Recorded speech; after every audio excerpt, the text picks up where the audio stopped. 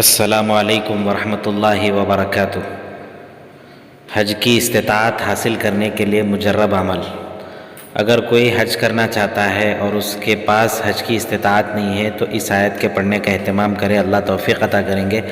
لقد رضی اللہ عن المؤمنین اذ یبایعونک تحت الشجرۃ فعلم ما فی قلوبہم فانزل السکینۃ علیہم واثابہم فتحا قریبا۔ سورۃ الفتح آیت نمبر 18۔